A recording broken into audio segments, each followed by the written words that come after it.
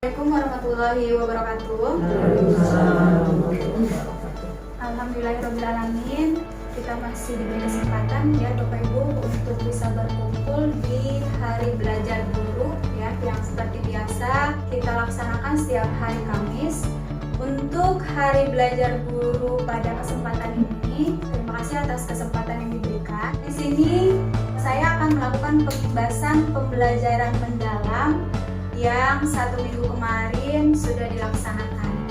Jadi di sini kita sama-sama belajar untuk mengetahui apa sih sebenarnya pembelajaran mendalam itu. Karena kan kemarin saya juga masih bingung. Ini sebenarnya kurikulum berganti lagi atau seperti apa?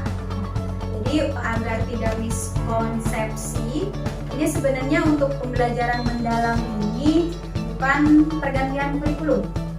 Jadi kurikulum tetap kurikulum merdeka, tetapi memang menggunakan pendekatan pembelajaran mendalam. Mungkin tahun-tahun kemarin lebih dikenal sebagai pendekatan diferensiasi. Jadi ditambahkan kembali dengan pembelajaran mendalam. Nah, dalam prakteknya ya, kemarin itu ada beberapa materi, ada beberapa modul yang dipelajari. Ada 6 modul di sini yang dipelajari. Yang pertama, pola pikir bertumbuh. Yang kedua, pembelajaran mendalamnya itu sendiri. Yang ketiga, pembelajaran mendalam. Dari sini kita akan mengenal prinsip dan pengalaman belajarnya. Kemudian 4, asesmen pembelajaran mendalam, penilaiannya. Yang kelima, perencanaan pembelajarannya. Dan yang keenam adalah inquiry kolaboratif. Sebenarnya kalau secara tidak langsung ini semuanya sudah kita lakukan di sini. Yang pertama, kenapa di sini ada yang namanya pola pikir bertumbuh? Jadi, kenapa nggak langsung pembelajaran mendalam aja sih? Nah, yang harus kita ubah adalah pola pikirnya dulu. Apa sih pembelajaran mendalam itu? Nah, di sini ada kutipan dari Bapak Menteri kita. Jadi katanya kalau orang berpikir dengan growth mindset ya, jadi setiap masalah atau maka dia yakin masalah yang hanya sedikit itu jalan keluarnya banyak. Jadi karena itu jangan menyerah, jangan putus asa, yakinlah ada jalan keluarnya. Nah ini kuncinya di sini. Jangan menyerah, jangan putus asa, yakin ada jalan keluarnya. Nah gitu. Ada pernyataan mengapa sih pola pikir disebut segalanya? Kira-kira ada yang bisa ini enggak? Kenapa sih pola pikir itu bisa jadi segalanya gitu?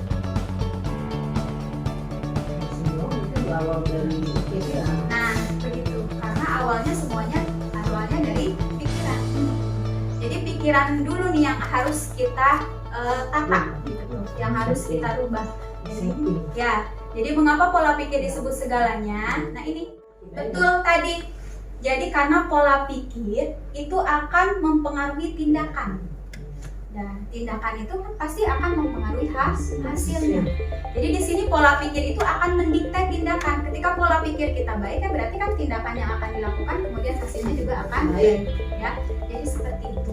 Jadi makanya di sini sebelum ke pembelajaran mendalam, pola pikir kita dulu yang harus kita rubah.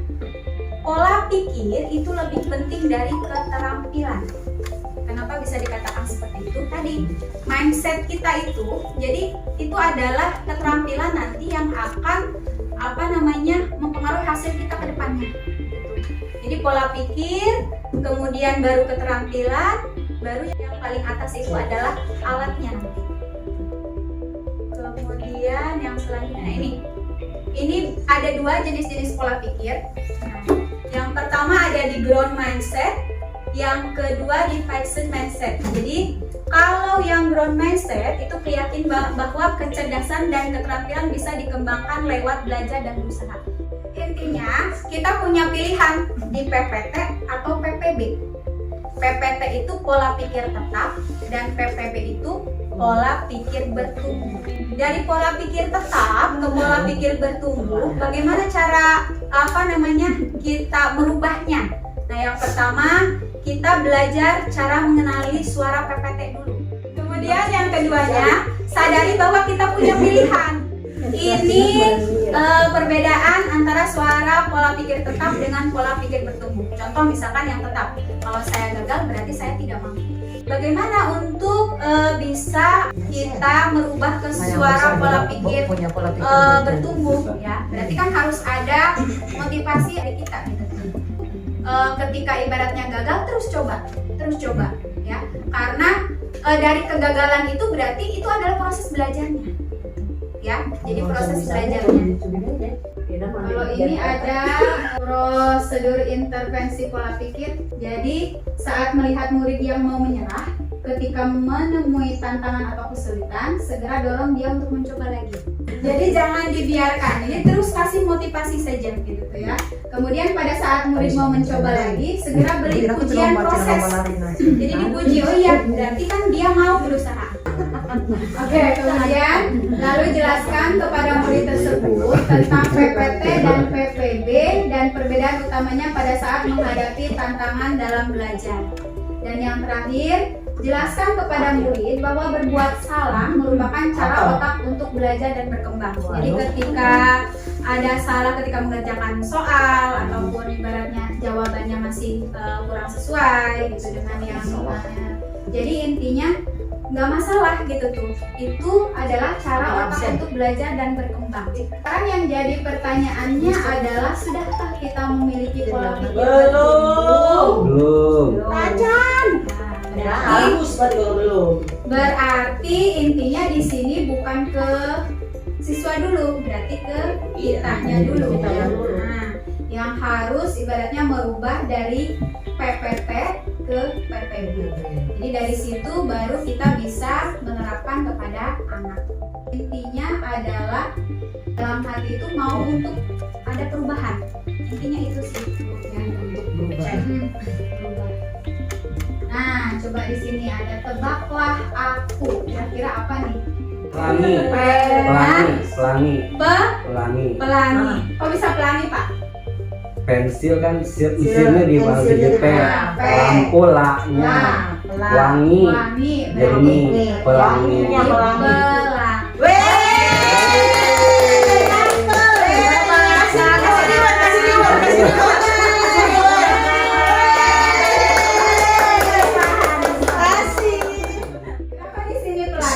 Mudah-mudahan setelah ini bagi-bagi. Karena tadi kita misalnya sebelumnya memang belum tahu ini apa sih sebenarnya pembelajaran mendalam. Nah, mudah-mudahan kedepannya apapun nanti yang kita lakukan ke siswa kita itu akan menjadi pelangi nantinya buat mereka. Yang kedua, nah ini yang paling penting di sini, konsep dan kerangka pembelajaran mendalam. Tadi kan sebelumnya sudah Ibu singgung masalah 8 dimensi profil lulusan. Dimensi profil lulusan. Nah, jadi konsep pembelajaran mendalam sendiri itu adalah merupakan pendekatan, bukan kurikulum ya Bapak Ibu. Jadi merupakan pendekatan, bukan perubahan kurikulum. Kurikulum masih kurikulum merdeka ya. Cuma di sini pembelajaran mendalam adalah pendekatan yang memuliakan. Kalau dulu kan ada yang namanya menghambang pada diri kan ya. Ini memuliakan. Memuliakan dengan menekankan pada penciptaan suasana belajar dan proses pembelajaran berkesadaran, bermakna dan menggembirakan.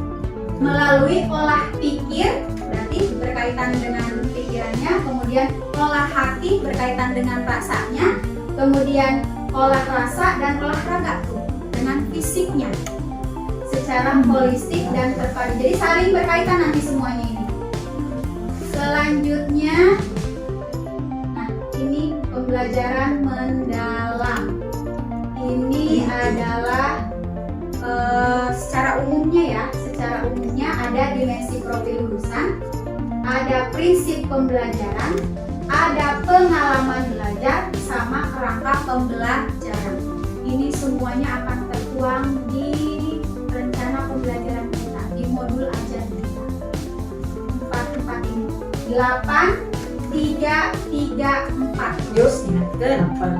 8, 3, 3, 4. 8 dimensi profil lulusan, 3 prinsip pembelajaran, 3 pengalaman belajar, dan 4 kerangka pembelajaran. Jadi rumusnya 8, 3, 3, 4. 1, 8, 3, 3, 4. Satunya pembelajaran ulang. Jadi intinya ke sini nantinya Bu, ke profil lulusan. Ujung tombaknya itu hasilnya. Jadi dari pembelajaran mendalam, berkesadaran bermakna menggembirakan, melalui olah pikir, olah hati, olah rasa, olahraga. Nah, yang akan diwujudkannya apa? Yang 8 itu. Yang tadi berkaitan dengan visi sekolah kita. 8 profil lulusan. Nah, pengalaman belajar. Nah ini, yang pertama memahami, yang kedua aplikasi, dan yang ketiga merefleksi. Nah, taksonomi Bu ini akan jadi pertimbangan kita dalam penyusunan RPM. Taksonomi Solo. Sehingga pengalaman belajarnya tadi itu 3, memahami, mengaplikasi, dan merefleksi. Selanjutnya asesmen pembelajaran mendalam. Nah, ini prinsip asesmen yang dulu nih. Asesmen pembelajaran itu yang kita kenal ada berapa? Sumatif sama formatif. Jadi sumatif sama formatif. Perbedaan antara formatif sama sumatif. Ya, silakan Bu. Kalau formatif itu selama proses pembelajaran. Kalau sumatif di akhir. Mencapai apa? Tujuan pembelajaran. Nih, positif nih. Ya tadi betul ya bahwa ada 2 asesmen yang biasa kita gunakan, yaitu formatif sama sumatif. Jadi intinya di sini untuk asesmen itu sendiri, nah sudah bisa prinsip asesmen itu ada 3, berkeadilan, edukatif, sama objektif. Asesmen pada pembelajaran ada penilaian formatif, ada penilaian sumatif. Penilaian formatif itu dibagi ke dalam 2 lagi Bapak Ibu. Ada asesmen as learning, ada asesmen for learning. Ada 2. Jadi kalau penilaian sumatif itu adalah asesmen of learning. Jadi tadi asesmen ada 2, penilaian formatif sama sumatif. Formatif dibagi ke dalam 2 lagi, kalau sumatif 1. Untuk formatif ada asesmen as learning, itu refleksi diri atau refleksi proses pembelajaran. Contohnya seperti jurnal reflektif atau self assessment, jadi menilai diri sendiri. Itu masuknya ke penilaian formatif tadi dalam proses pembelajaran. Dan yang terakhir penilaian sumatif ini yang sering kita pakaikan, itu ada tes lisan, tes tertulis, laporan, portofolio, dan ada juga ulangan akhir semester. Jadi asesmen baik penilaian formatif maupun sumatif itu harus jelas tertera di rencana pembelajaran. Ini contoh teknik asesmennya sering kita pakai juga. Nah, ini nih perencanaan pembelajarannya Bapak Ibu. Jadi dalam RPM kita nanti ada 4 item. Yang pertama identifikasi, mengidentifikasi kesiapan murid, kemudian desain pembelajaran, pengalaman belajar, sama. Jadi praktik pedagogis itu tuliskan model atau strategi atau metode pembelajaran yang dipilih untuk mencapai tujuan belajar. Ini misalkan PBL atau apa. Bahasa Indonesia ini contohnya. tadi play. RPM Sama aja Ya, identitasnya sama, satuan pendidikan, nama penyusun, itu mata pelajaran. Yang ininya identifikasi nih. Pengetahuan awalnya, kemudian minatnya, belajarnya, langkah-langkahnya. Materinya di sini tentang materi teks prosedur. Nah ini tadi Bapak Ibu dimensi profil lulusannya ada 3, kreativitas, kolaborasi, kesehatan. Uraikan kreativitasnya apa nih? Modifikasi, riset, dan penyajian dari bahan sederhana. Kalau kita lihat lintas disiplin ilmu nih, ada IPA, ada seni, bisa dihubungkan dengan materi atau mata pelajaran yang praktek pedagogis. Nah ini tadi menggunakan pembelajaran berbasis proyek. Karena tadi kemarin itu ini mempraktekkan bagaimana cara membuat sesuatu, membuat kopi, membuat teh. Jadi praktek pedagogisnya berbasis PLJ, kemitraan nih, ada orang tua di sekolah. Sama kantin kan bisa, jadi bermitra dengan ibu kantin kan. Kemudian dengan orang tua mempersiapkan alat-alatnya sama, kan kemitraan. Iya benar. Lingkungan belajarnya kan berarti ruang kelas, kantin sekolah. Jadi lingkungan belajar bukan hanya di ruang kelas saja, di lingkungan halaman. Nah, kalau ini inquiry kolaboratif sebenarnya ini lagi dilaksanakan, ya. Jadi intinya kita di sekolah kan sudah menentukan hari belajar dulu, ya. Jadi intinya ke situ aja, inquiry kolaboratif. Jadi setiap permasalahan yang ada di kelas ataupun di sekolah kita bisa sharing. Tadi itu sebenarnya sudah kita laksanakan, sering kita laksanakan. Jadi desain, jadi rencana pelaksanaan dan selanjutnya hari Kamis, ya. Jadi kalau ada setiap hari Kamis Amin ya Allah, benar-benar terlaksana.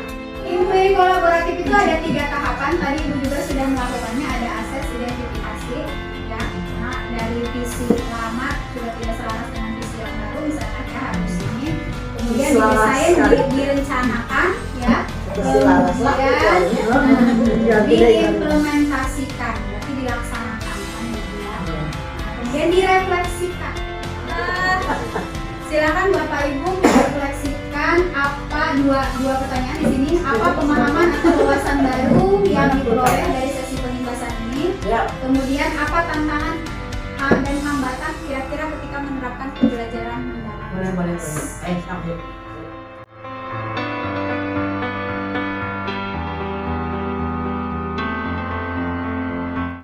Sudah, boleh Jawab itu ya. sini. 108 212 ge. Ya.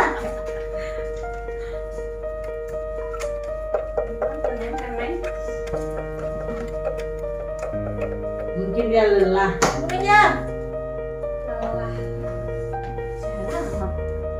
Mau tidak tempat tadinya. Mungkin gitu. Mungkin. Sakeden.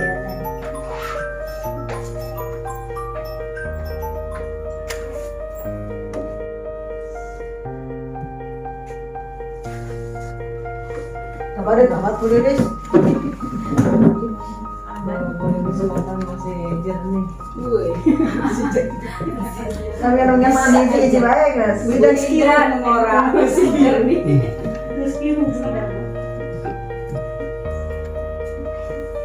Nggak boleh. Enak banget. Biru itu kacang gue enak. Bu izin dulu ya ke warung gunung Bu ya. Izin ke warung gunung Bu. Warung gunung apa keluar gunung? Ambil itu spanduk tadi lupa. Iya nanti. Nanti udah nggak apa-apa. Oh, nanti kagak bentar lagi beres. Terima kasih. Yaudah siapa yang mau ke depannya Bu supaya ya? Iya, perwakilan. Bu Silakan, Iprit. ada yang mau merefleksikan? Tuh Bu Lilis aja. Silakan Bu Lilis. Silakan Bu. Ya yang tinggal di sini gitu. PPB. Ya, PPT, PPB. Hebat matanya berarti. Mau gede gede mah. Masih Oh aku begini dia bergiat. Masih? Itu tempat tulisannya gede bu. Tiga marak tehnya. Obat PPB. Assalamualaikum warahmatullahi wabarakatuh. Langsung aja ya. Iya. Refleksi apa pemahaman atau wawasan baru yang Anda peroleh dari sesi pengimbasan ini. Dari pengimbasan ini saya dapat mengetahui dan merefleksikan pembelajaran di kelas. Yang kedua yaitu apa tantangan atau hambatan dalam menerapkan pembelajaran mendalam dan strategi apa yang bisa Anda rancang. Yaitu perbedaan karakter anak, hambatannya. Kemudian strategi yang bisa dirancang untuk mengatasinya adalah dengan cara pendekatan kepada siswa dan memberi motivasi kepada siswa tersebut. Ya hanya itu yang dapat saya sampaikan. Wassalamualaikum warahmatullahi wabarakatuh. Terima kasih Bu Lilis. Jadi intinya di sini tadi sebelum ke pelaksanaan pembelajaran mendalam yang harus kita rubah adalah mindsetnya dulu. Jadi pola pikirnya harus pola pikir bertumbuh. Tadi tantangan atau hambatan yang dikemukakan oleh Bu Lilis pasti di setiap kelas juga pasti ya. Iya. Jadi tadi itu perbedaan karakter anak gitu kan. Kemudian banyaknya anak yang harus benar-benar kita rangkul gitu tuh ya. Jadi jangan mudah menyerah, diperluas sabarnya gitu tuh ya. Jadi mungkin itu saja Bapak Ibu yang bisa saya sampaikan. Terima kasih. Mohon maaf bila ada kata-kata yang kurang berkenan. Wabillahi taufiq wal hidayah. Wassalamualaikum warahmatullahi wabarakatuh. Waalaikumsalam.